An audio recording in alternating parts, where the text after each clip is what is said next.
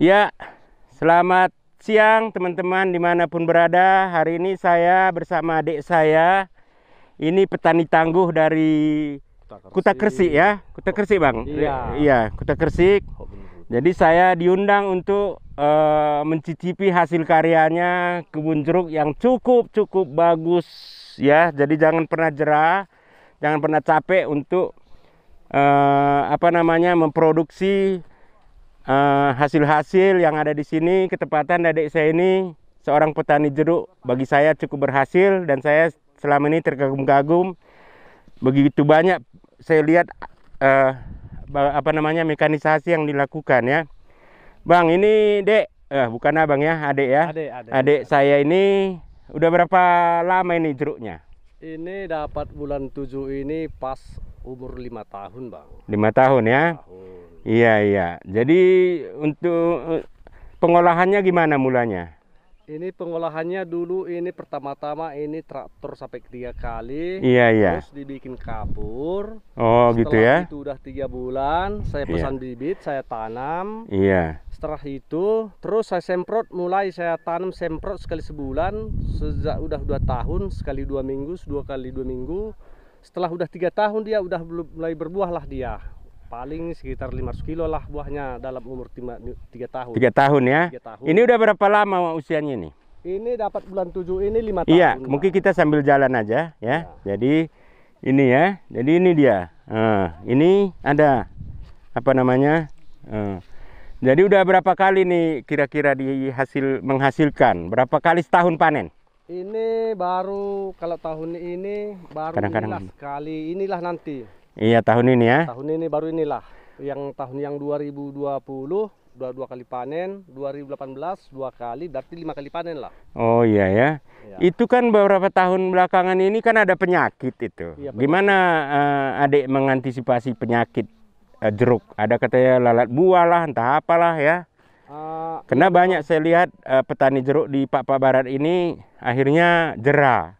Oh, kalau masalah jerah itu bagi saya kalau jerah itu tidak, memang kalau pertanian itu harus kita tekun. Tetap ya. Harus tetap. Jangan kita gara-gara ada lalat buah kita ampun nanam jeruknya, enggak. Kalau bagi saya itu tetap semangat untuk bagaimana merawat jeruk ini biar dapat menghasilkan nanti kalau ada hasilnya untuk anak-anak saya nanti mau sekolah kuliah. Kurasa mudah-mudahan puji Tuhan ini dapat bisa menyalahkan anak nanti kuliah. Soalnya kalau jeruk ini kalau kita bagus kalau kita rawat bisa umur sampai 15 tahun. Iya ya. Oh, bisa sampai 16 tahun tetap menghasilkan ya. Bisa.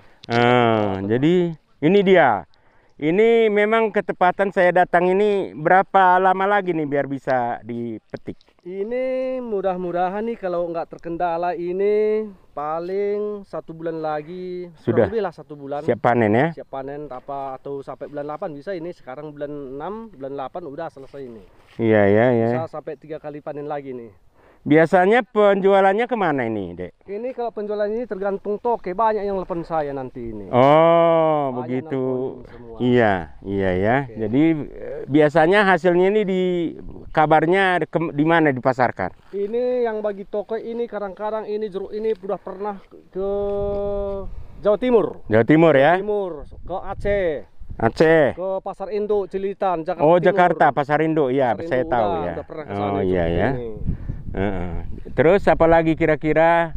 Jadi ini tinggal di sini apa enggak? Enggak, Bang, tapi biarpun enggak saya sini, saya termasuk rutin lah ke sini, Bang. Iya ya. Rutin walaupun saya enggak kerja, melihat-lihat jeruk ini aja macam refreshing saya ini, enggak ada beban kalau ke ladang ini. Enak lah pokoknya kalau di ladang ini kita. Iya. Jadi ini alat-alat yang digunakan ya. Alat-alat untuk ini pengolahan ya.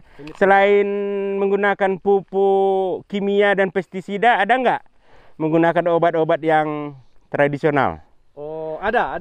Apa misalnya? Itu misalnya belerang. Belerang ya. Itu untuk apa? Pakai kapur. Kapur barus ya. Kapur yang itu. Iya. Di belerang baru terus dikuas ke batang-batangnya, mana ada penyakit jamur, sekarang udah mulai sembuh dia. Iya.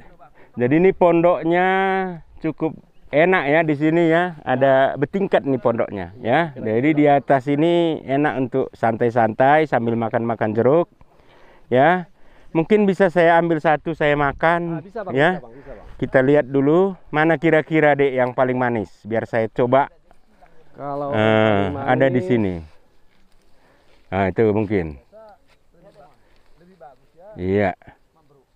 Ini bang. Oke. Jadi ini sebenarnya belum matang kali ya. Belum matang kali. Jadi saya coba cicipi ya. Jadi jangan lihat besar kecilnya, tapi lihat rasanya ya. Rasanya ini tadi saya udah coba semuanya. Cukup manis ya. Coba saya makan. Maknyus. Enak tenan kata Jawa ya. Jadi tiap hari ke sini ya? Ya bisa katakan sekali luar ke sini lah. Iya ya. Iya. Tinggalnya di mana sebenarnya? Saya di Salak di Napasingkut. Iya. Di situ rumah saya. Tapi kampung saya lebuh di Singgabur, Kutakersik. Tapi tempat tinggal di Salak, Napasingkut lah di Salak. Jadi tinggalnya di kota kabupaten. Ya. Tapi asalnya dari Kutakersik. Ini Lebuh Kutakersik namanya. Singgabur. Ya. Singgabur. Kutanya Singgabur. Ini termasuk wilayah Marga Brutu ya. Marga Brutu. Marga Brutu Sinabul ya. Sinabul. Oke, jadi mungkin itu saja. Ikuti bagaimana saya mengutip. Oh, ini satu lagi. Apa kira pesan dan kesan untuk sesama petani umumnya di Papua Barat dan petani jeruk khususnya?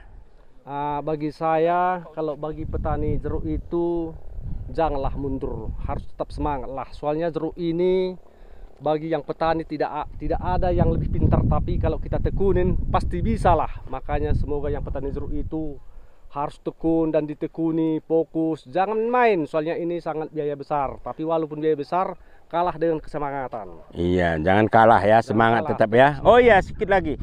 Udah kawin? Sudah. Berapa anak?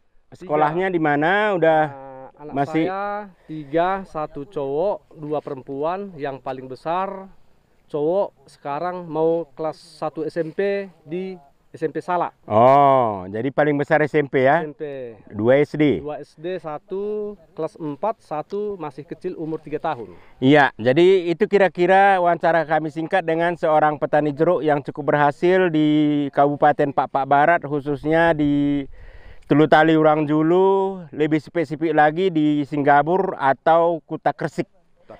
Ya, kita sebutkanlah, mari juan-juah 3 kali sama Oang. Juan-juah, Oang.